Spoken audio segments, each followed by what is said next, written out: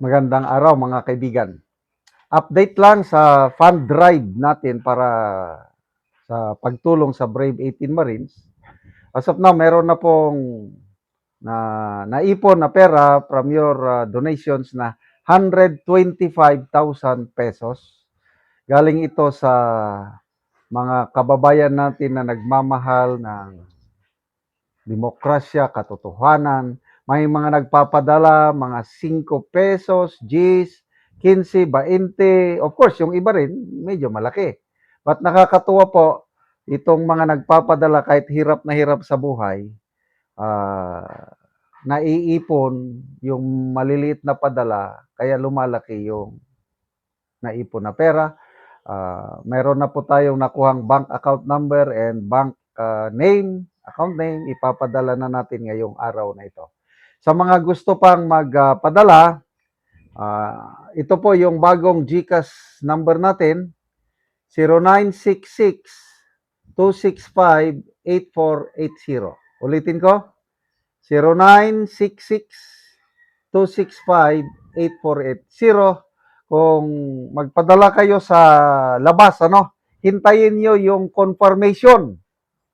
Kasi kung walang confirmation, hindi matatanggap. Okay, shout out ko lang. Hugpong Federal Riders Group Incorporated, founded by Mr. Jimlin C. Cristuta. Salamat sa inyong panonood, mga kapatiran sa Hugpong Federal. Okay, bigyan natin ng reaction, opinion itong post ng Di Umano. Title, Walang Senate President.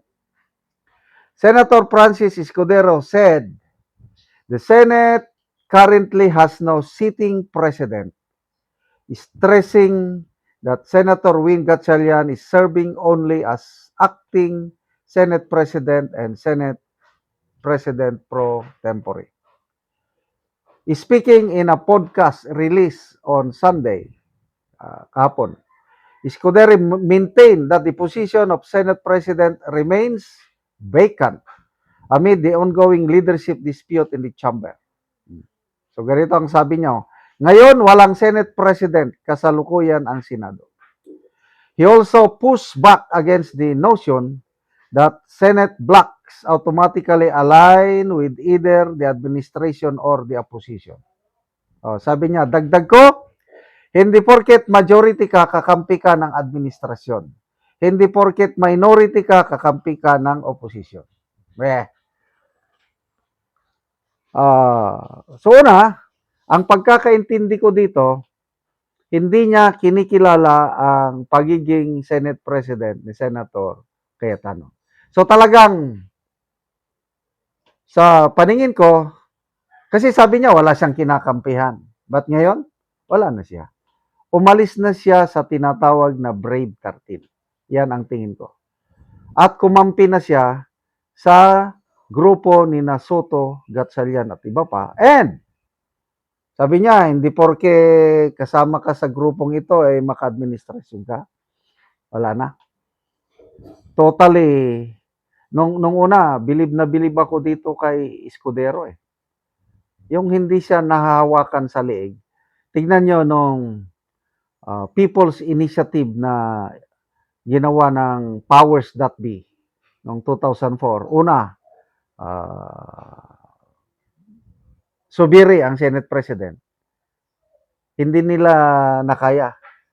Kasi ayaw niyang isulong yung People's Initiative Charter Change. Pinalitan. Ang ipinalit si Escudero. Yun din, wala ring nangyari. Kasi ayaw ni Escudero ng People's Initiative or Charter Change. So, during those times, ano siya? Independent. But itong pangyayari ngayon, yung bigla siyang nag-attend sa controversial na June 3 na session na may quorum kuno, wala na.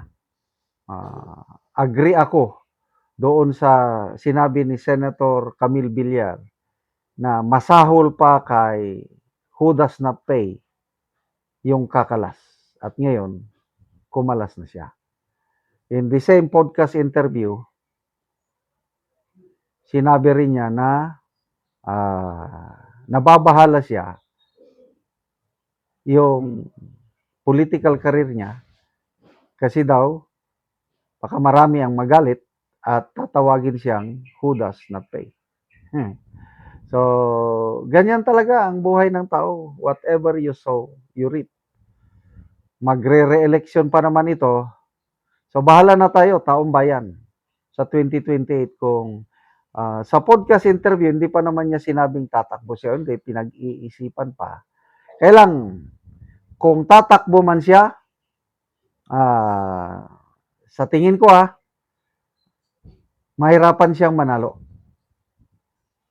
Kasi nakita ko ang simpatya ng karamihan sa taong bayan, nasa 80% ang simpatya nandito sa grupo ni SP Cayetano. Nakikita mo yan sa mga reaksyon sa mga post.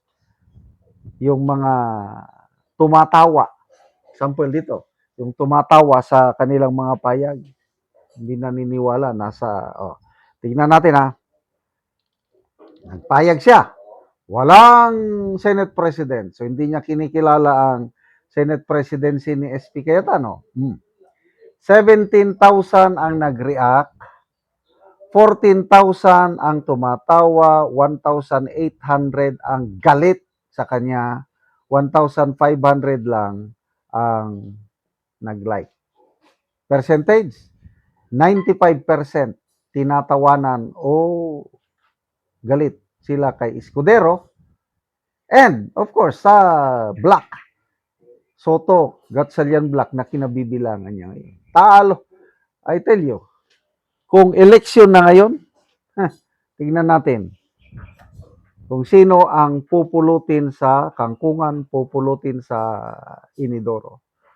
So, good luck, Honorable Senator Cheese Escudero. Kung ano man ang kinabukasan nyo sa politika, bahala na ang taong bayan. God knows who does not pay. Salamat mga kaibigan sa inyong pagsubaybay sa channel nito. Nakakatulong kayo ng malaki sa Tribong Talanding ng Bukidnon dahil ang sweldo natin sa channel na ito is pantulong po sa tribo. Namimigay tayo ng libreng yero at pako para makapagpatayo sila ng mas maayos na tirahan. Panoorin nyo ang video na ito. Karon na anak ko diri sa gipatindog nga balay ni Kuya Algin Hanyagan. Sumuna ni ang gipatindog nga balay sa barangay Masimag. Sumuna ni ang iyang pag-atupan karon.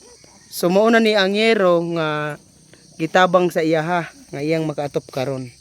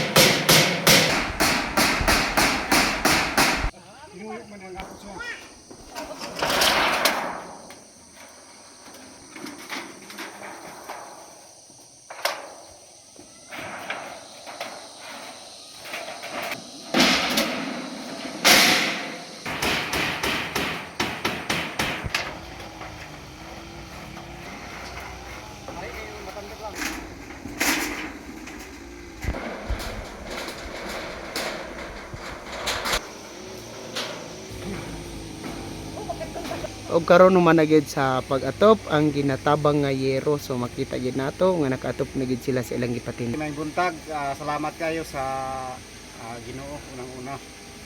Kay siya ang naghatag sa tanang butang. Salamat kayo Dios sa imong gihatag nga kuan tao nga imong gipialan para makatabang sa mga pagpatindog sa among imong nga balay.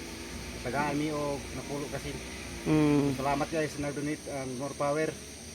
And God bless katabangan kay dagan pananginan na. So dinhi lang Hanyagan family. Salamat kayo kuya. Apa ko'y mga isuon gani nga kapag inalan og sinjapon para makapatindog og balay. Salamat kayo. Hilang. Daghang salamat.